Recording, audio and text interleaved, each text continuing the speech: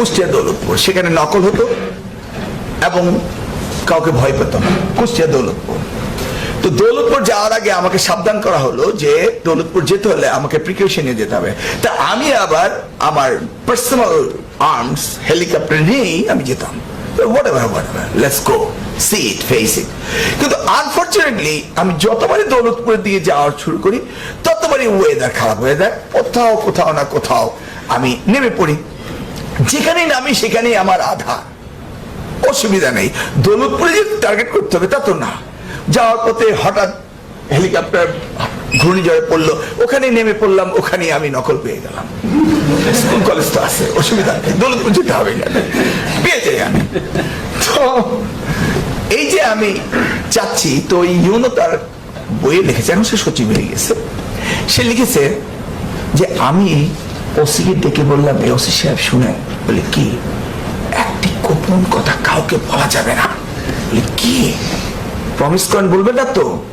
হ্যাঁ বলবো না। আপনার এসআইকে বলবেন না। কি? শুনেছি প্রতিমন্ত্রী আজকে এদিকে আসবে,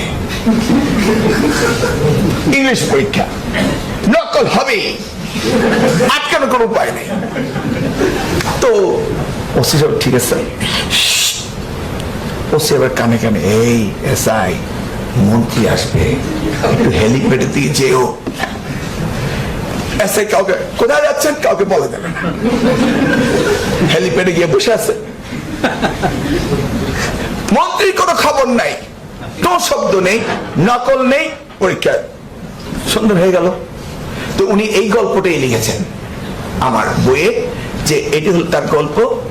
এই যে আমি ধোঁকা দিলাম, অর্থাৎ এক চিঠিতে বলে দিলাম সমগ্র বাংলাদেশের প্রত্যেকটি উপজেলায় প্রত্যেকটি হেলিপ্যাড রেডি থাকতে হবে, একটি গাড়ি থাকতে হবে, একটা ফ্ল্যাগ থাকতে হবে, একটা ফায়ার ডিপার্টমেন্টের লোক থাকতে হবে। কারণ হেলিকপ্টার ল্যান্ড করার সময় সরকারি নিয়ম অনুযায়ী ফায়ার ডিপার্টমেন্টের লোক থাকতে হবে, with whose and all those thing. তো এই ফ্ল্যাগ উঠতেছে, হেলিপ্যাডের মধ্যে গাড়ি দাঁড়িয়ে আছে, পুলিশ দাঁড়িয়ে আছে, কোথায়? সারা বাংলাদেশে।